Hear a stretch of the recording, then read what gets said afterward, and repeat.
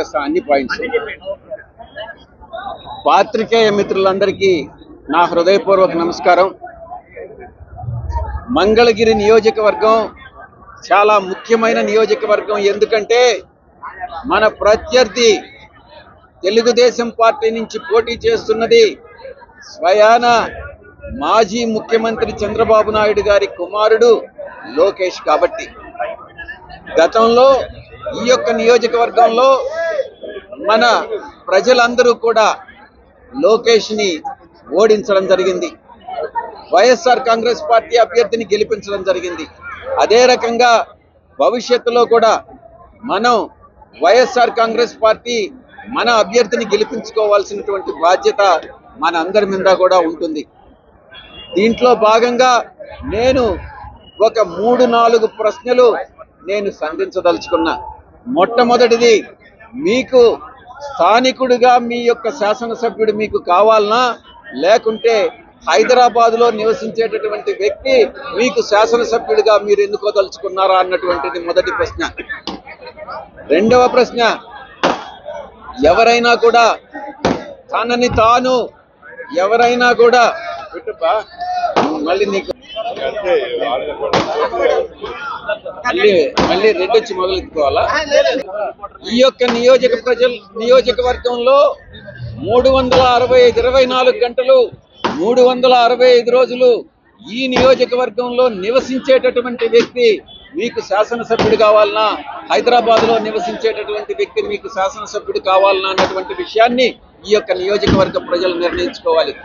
రెండవది, ఎవరైనా కూడా ఒక సమస్య వచ్చి ఆ సమస్యని మీ శాసనసభ్యుడి దృష్టికి తీసుకురావాలనంటే 6 నెలలు వెయిట్ చేసి హైదరాబాద్కు వెళ్ళి కలిసి మీ సమస్యని వివరించి పరిష్కారం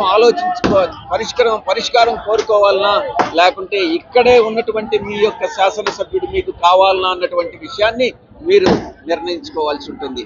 ఇక మూడవ అంశం, ఎవరైనా కూడా ఏ శాసనసభ్యుడైనా కూడా తన్ను తాను మూర్ఖుడిగా ఎవరు ప్రకటించుకోరు. ఒక వ్యక్తి మూర్ఖుడా కాదా అన్నటువంటిది ప్రజలు నిర్ణయిస్తారు. కానీ తెలుగుదేశం పార్టీ అభ్యర్థి తన్ను తాను మూర్ఖుడిగా అభివర్ణించుకున్నటువంటి ఒక వ్యక్తి మీకు శాసనసభ్యుడు కావాలన్నా, నిజంగా మీకు మీ యొక్క సేవలు అందించేటటువంటి వ్యక్తి మీకు శాసనసభ్యుడు కావాలన్నా అన్నటువంటి విషయాన్ని మీరు తెలుసుకోవాల్సి ఉంటుంది. ఇక ఎవరైతే ఈ నియోజకవర్గానికి 10 సంవత్సరాల కాలం పాటు, అది మొదటి టర్మ్ కానీ రెండవ టర్మ్ కానీ ఇక్కడ ఉండి మీకు సేవలు అందిస్తూ మీకు ప్రతి ఒక్కరికి కూడా బడుగు బలహీన వర్గాలకి, పేదలకు అందరికీ కూడా పథకాలను అందించినటువంటి పార్టీ మన గౌరవ ముఖ్యమంత్రి. మీరు తిరిగి ఎన్నుకుంటే మీకు భవిష్యత్తు కూడా బంగారు భవిష్యత్తు ఉంటుందన్నటువంటి విషయాన్ని మీకు తెలియజేసుకుంటా ఉన్నాను. ఇక రోడ్లు మనం మరమ్మత్తు చేయించాలని ఇప్పుడే నిర్ణయించుకున్నాం. దుగ్గిరాలు కానీ, మంగళగిరి కానీ, తాడేపల్లి కానీ అన్నిటిల్లో కూడా రోడ్డు మరమ్మతుల కార్యక్రమం పూర్తి చేసేటటువంటి బాధ్యత ఆర్కే గారు తీసుకుంటారు. ఇక డ్రైనేజ్ కెనాల్స్ ఎక్కడెక్కడైతే ఉన్నాయో ఓపెన్ డ్రైనేజీ వాటినన్నింటినీ కూడా కాలువలు కట్టించేటటువంటి బాధ్యత ఆర్కే గారు తీసుకుంటారు. మరొక అంశం, ఈ యొక్క మంగళగిరి నియోజకవర్గ ప్రజలకు మాత్రమే, యువతకు మాత్రమే ప్రత్యేకంగా ఒక క్రికెట్ని వైఎస్ఆర్ కప్ పేరుతో ఒక క్రికెట్ టోర్నమెంట్ని ఏర్పాటు చేయడం జరుగుతుంది. యువతకి అద్భుతమైనటువంటి ప్రతిభ కనపరిచేటటువంటి యువతకి ప్రోత్సహించే దాంట్లో భాగంగా ఈ యొక్క క్రికెట్ నిర్వహణ అన్నటువంటిది నిర్వహించడం జరుగుతుంది. అది ఆర్కే గారు ఆ బాధ్యతలు తీసుకుంటారు. ఇక మనిషికి కావాల్సింది, యువతకు కావాల్సింది విద్యాభ్యాసం పూర్తయిన తర్వాత ఉద్యోగ కల్పనలో భాగంగా మనం జాబ్ మేళా అన్నటువంటిది నిర్వహించదలుచుకున్నాం. అదంతా కూడా వీటన్నిటికీ కూడా ప్లానింగ్ పూర్తయింది.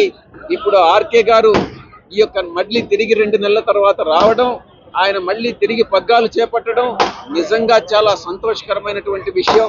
ఈ బాధ్యతలన్నీ కూడా జాబ్ మేళా కానీ, క్రికెట్ కానీ, రోడ్ల మరమ్మతులు కానీ, డ్రైనేజ్ కానీ, ఇవన్నిటినీ కూడా బీసీ అభ్యర్థిని గెలిపించుకునేటటువంటి బాధ్యత ఆర్కే భుజస్కంధాల మీద వేసుకుంటారనని నేను మీ అందరికీ కూడా పత్రికాముఖంగా తెలియజేసుకుంటా ఉన్నాను. చివరిగా నా యొక్క కోరిక, విన్నపం, గత 5 సంవత్సరాల్లో ఇంచుమించుగా 86% మంది ప్రజలకి ఏదో ఒక రకంగా పథకాలను అందించి లబ్ధి చేకూర్చి తలసరి ఆదాయం పెంచినటువంటి ఘనత మన జగన్మోహన్ రెడ్డి గారిది. ఏ ఒక్కరిని కూడా వైఎస్ఆర్ కాంగ్రెస్ పార్టీ పోగొట్టుకోదలుచుకోలేదు. మా ప్రయత్నం అంతా కూడా మేము చేశాం. కేపీ గారిని కానీ, జయలక్ష్మి గారు కానీ, సురేష్ గారిని కానీ ప్రతి ఒక్కరిని కూడా నిలుపుకోవాలనే ప్రయత్నం చేయడం జరిగింది. అందరం కూడా కలిసికట్టుగా పనిచేస్తాం, అందరినీ కలుపుకొని పోయేటటువంటి ప్రయత్నం చేస్తాం. ఈ యొక్క నియోజకవర్గాన్ని 3వసారి కైవసం చేసుకునేటటువంటి ప్రయత్నం తప్పకుండా చేస్తాం. సార్, ఈరోజు షర్మిల గారు ధర్నా చేశారు మన నియోజకవర్గంలో, నిరుద్యోగ సమస్యను పరిష్కరించాలి. అలాగే జగన్ గారి మీద చాలా ఆరోపణలు చేశారు. వైఎస్ గారి ఆశయాలు నెరవేర్చలేదని. వైఎస్ఆర్ కాంగ్రెస్ పార్టీ ఎవరికి లబ్ధి చేకూర్చింది? ముఖ్యంగా బడుగు బలహీన వర్గాలకి, వెనుకబడిన వర్గాలకి, ఎస్సీలకి, ఎస్టీలకి, మైనారిటీస్కి, ఎవరైతే ఆర్థికంగా, రాజకీయంగా, సామాజికంగా సమాజంలో వెనుకబడినటువంటి వర్గాలకి ఏ రకంగా చేయి అందించి పైకి తీసుకొచ్చి మిగతా సామాజిక వర్గాలకి సమాంతరంగా అభివృద్ధి చెందేలా చేసిందన్నటువంటిది అందరికీ, ఆంధ్ర రాష్ట్ర ప్రజలందరికీ కూడా తెలుసు.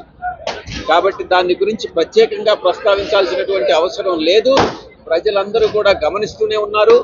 కాంగ్రెస్ పార్టీ చేసినటువంటి ద్రోహం, Indian national Congress party Sonia Gandhi ఆధ్వర్యంలో, రాహుల్ గాంధీ ఆధ్వర్యంలో చేసినటువంటి, ఆంధ్ర రాష్ట్రానికి చేసినటువంటి ద్రోహం గతంలో ఎవ్వరూ కూడా స్వాతంత్రం వచ్చిన తర్వాత చేయలేదు. ఆంధ్ర రాష్ట్ర ప్రజలు ఆ రాష్ట్రానికి కాంగ్రెస్ పార్టీ చేసినటువంటి ద్రోహాన్ని ఈ యొక్క జన్మలో మరిచిపోరు, వచ్చే జన్మలో కూడా మరిచిపోరు. కాంగ్రెస్ పార్టీ అన్నటువంటిది చరిత్ర పుటంలోకి వెళ్ళిపోయింది అన్నటువంటి విషయాన్ని నేను తెలియజేస్తా ఉన్నాను. Thank you. ముఖ్యమంత్రిగా చేసుకోవాల్సినటువంటి బాధ్యత మనందరి మీద ఉంటుంది. ఈ నియోజకవర్గంలో బీసీకి, ముఖ్యంగా వీవర్స్ కమ్యూనిటీకి మనం ఈ యొక్క సీటు కేటాయించడం అన్నటువంటిది బహుశా చరిత్రలోనే ఇది ఇంతకు ముందు గతంలో ఎన్నడూ జరగలేదు. మీ అందరినీ కూడా నేను ఒకటే కోరుకుంటున్నాను, మీకు అగ్రవర్ణాలకు చెందినటువంటి ఒక వ్యక్తి మీ శాసనసభ్యుడిగా మీరు కావాలనుకుంటున్నారా, లేక బీసీకి సంబంధించి, వీవర్స్ కమ్యూనిటీకి, బీసీకి సంబంధించినటువంటి వ్యక్తి, వెనుకబడిన కులాలకు సంబంధించినటువంటి వ్యక్తి మీ యొక్క శాసనసభ్యుడు కావాలనుకుంటున్నారా అన్నటువంటి విషయాన్ని మీరే తెలుసుకోవాలి అన్నటువంటి విషయాన్ని తెలియజేస్తూ మీ దగ్గర సెలవు తీసుకుంటా ఉన్నాను.